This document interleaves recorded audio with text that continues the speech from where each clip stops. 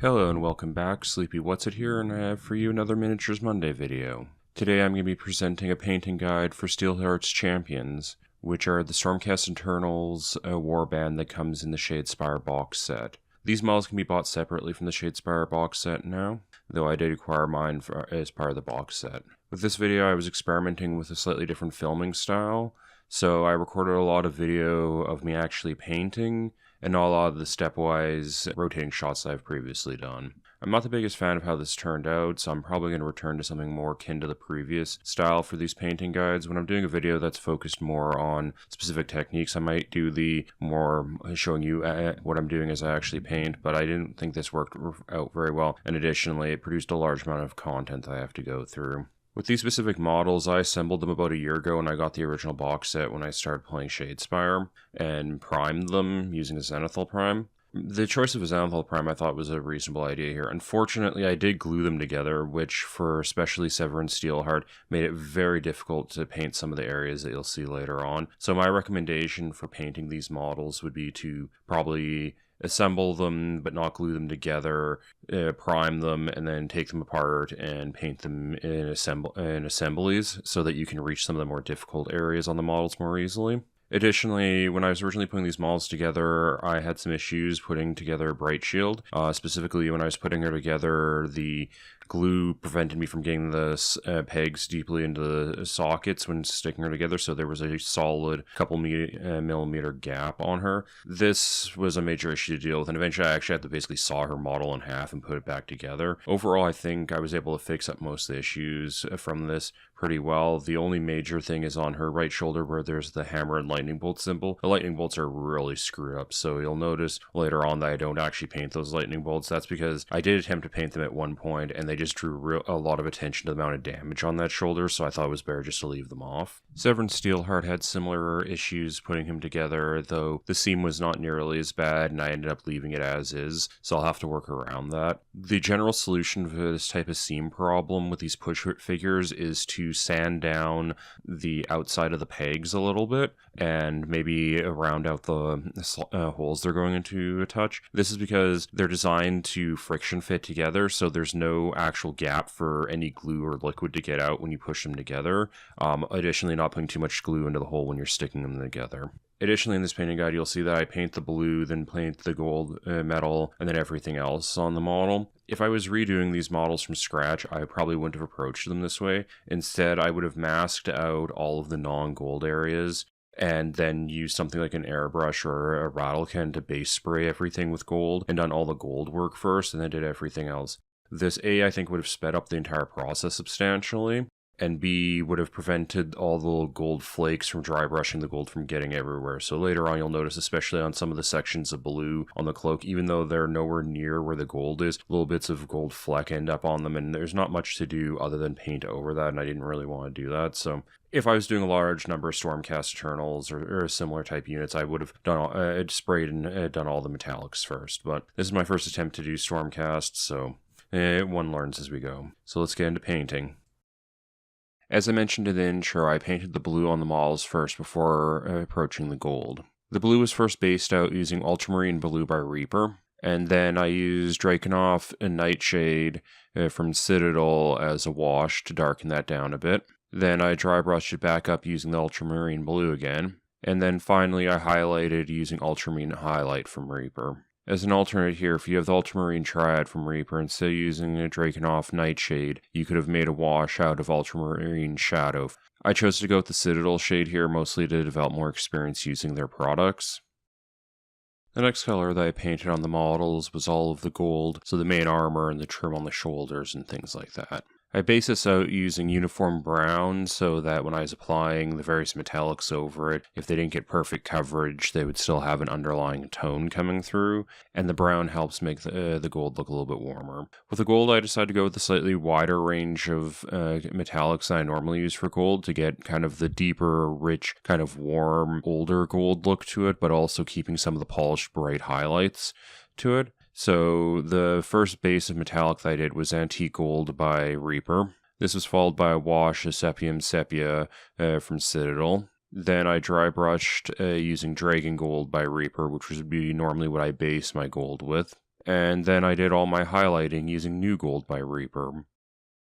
The next portion of the models that I worked on was the head of Severin Steelheart, so I started by painting the skin tone on him first. I had some difficulties painting his head due to the fact that the model was already glued together, so some parts of his face were quite hard to access. Additionally, I had some issues with bleed over from his hair as I was working. I think I've ended up with something that looks okay, but it's definitely not going to be winning any crystal brushes unless they start awarding for the category, well, I guess you tried.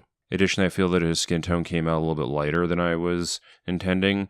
I was trying to go for something that had a little bit of a pale look to it, but I think this was a little bit too far. So I'd probably start with a slightly darker base than I ended up using here. What I actually ended up basing was with Scholar Flesh from Reaper. Then I applied a wash of Reikland Fleshshade from Citadel. Then drybrushed a bit with Scholar Flesh again, and then finished highlighting using Maiden Flesh from Reaper. The other portion of Severin Steelheart's head that I had to paint was the hair, which I think overall came out a little bit better than the skin tone. I was trying to go for a light woody brown color here, so I ended up basing out using Golden Brown by Reaper, then applying a wash of Agrex Earthshade by Citadel, dry brushing it back with Golden Brown, and then I did the final highlighting using Driftwood Brown by Reaper. As I was working on various other parts of these models while waiting for paint to dry, I regularly was working on the armor joints on them. I was going for kind of a black leathery look to them, so I based them out using Stormy Gray so that they had more of a uniform color to work from. Then I applied a wash of Nuln Oil to darken them, and then I would normally go back and highlight them a little bit using Stormy Gray to get some of the raised portions, and then basically applied as many wash layers of Nuln Oil to get them as dark as I needed. The red leather areas on the models were achieved by using a Hall Red from Vallejo's Model Airline mixed with a little bit of Glaze Medium, which doing a single pass over the zenithal highlight comes out with a magically crisp-looking leather texture. For the steel sections of the weapons, I based them out using Stormy Gray by Reaper to establish a matte undercoat before putting the metallics on. Then I based the metallics using Blade Steel from Reaper, which was washed using Nuln Oil by Citadel, then dry brushed back up using Blade Steel again. Then another layer of dry brushing was done using Filigree Silver from Reaper, and finally I did the highlights using Shining Mithril by Reaper. For the white areas on the models, including the lightning bolts that appear everywhere in the inside of Severin Steelheart's cloak, I needed to work up from the undershading that was normally there to get something that was uniform. So I based out using Rainy Gray, then did another base layer using Misty Gray, and then I did a final base layer using Off-White, mostly applying them as appropriate to get the various colors that I want. For things like the lightning bolts at the end of some of the hammers and for the little banners that came off, I also used a number of layers of Nuln Oil to give some more definition and darkness while doing this, but each area was kind of unique in how I approached it, though I did not use any Nuln Oil on the inside of Severin Steelheart's cloak. The final section of the main bodies of the figures that I needed to do was the red hair that appears on top of the helmet that Severin Steelheart is wearing. I achieved this red hair color by first basing out using Crimson Red by Reaper, then applying a wash of Agrex Earthshade by Citadel, dry brushing with Fresh Blood by Reaper, and then going in and doing some final highlighting using Magma Red by Reaper. For the bases on these models, I decided to go with an overall stone gray look. This was done for two primary reasons. A, because it was much faster for me to paint, and I wanted the main focal point of these models to be the figures themselves, so I didn't want to have bright greens and reds and such on the leaves and bright browns crawling all over the bases that would draw your eye too much to them. Though I still wanted to make a bit of a statement piece out of the statue head sitting at the feet of Oberyn.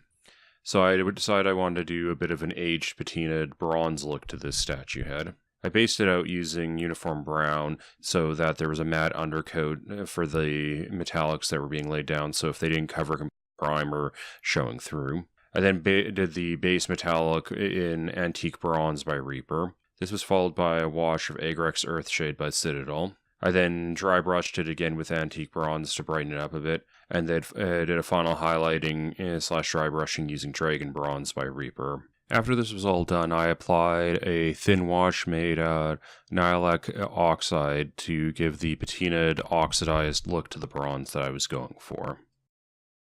For the stone sections of the bases on these models, I decided to go with a two-tone gray structure, so the more raised, prominent areas would be in a lighter stone color, whereas the flatter, lower sections would be in a darker stone color. Overall, I don't think I achieved as much of a contrast between the two as I was hoping, but I still like how it turned out. For the dark stone, I based everything out using Mountain Stone by Reaper. Then I applied a wash of Agrax Earthshade from Citadel, drybrushed it back up a bit using Mountain Stone by Reaper, and then did a final drybrush / highlighting using Stone Gray from Reaper.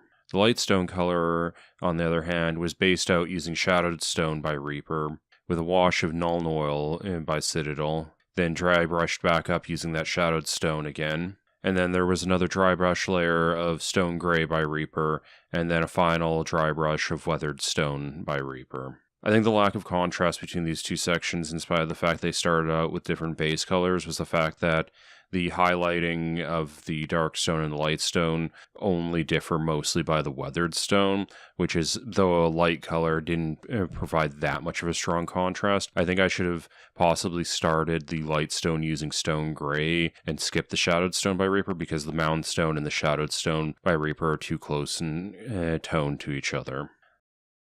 So that wraps up our painting guide here. Overall, I'm happy with how these models turned out. They were the first Stormcast I've ever painted. I'm generally pleased with the look that I've gone for them. As I mentioned at the beginning of the video, there's definitely a couple things I would have changed about how I went about painting them. First of all, I would have definitely painted them unassembled so that I could reach some of the things like the back of the cloak much easier. And as I'd mentioned, I probably would have based everything out in gold and painted over that, because I found touching up the gold and adding and things like that ate up a lot of time. So like I'd paint the blue, do the gold, get a bit of gold on the blue, have to touch up the blue, get a bit of blue on the gold, go back and forth. And as mentioned before, that dry brushing of the gold at various points led to little sparkly bits. I hope that you found this video informative. If you enjoyed it, please give the video a like. If you want to see more content like this, please subscribe to the channel. I try to put out new miniature videos every Monday, and videos on other topics later in the week. I look forward to seeing you in the next one.